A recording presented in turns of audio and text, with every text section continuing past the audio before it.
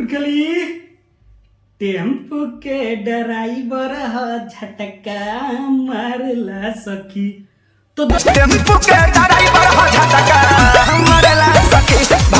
दोस्तों खेसारी भैया का एक और धमाका फिर से लॉन्च होने वाला है कल, यानी 4 फरवरी को सुबह 7 बजे।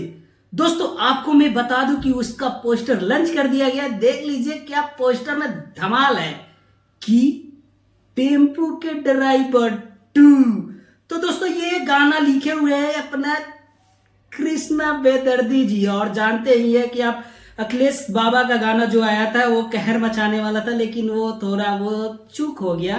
तो कृष्णा बेदर्जी जी का धूल मचा देगा वो गाना जो कि आने वाला है कल। टेम्पो के ड्राइवर 2 आने वाला है ना, तो गर्दा तो होगा ही।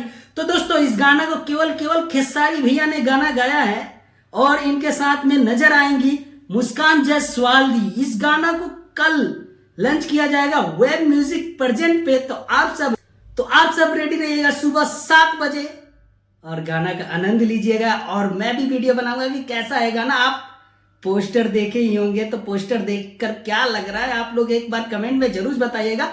और मेरे चैनल पे आए हो तो मेरे चैनल को सब्सक्राइब करें, बेल आइकन को प्रेस करें। तब तक के लिए बाय बाय, मिलते हैं नेक्स्ट वीडियो के साथ।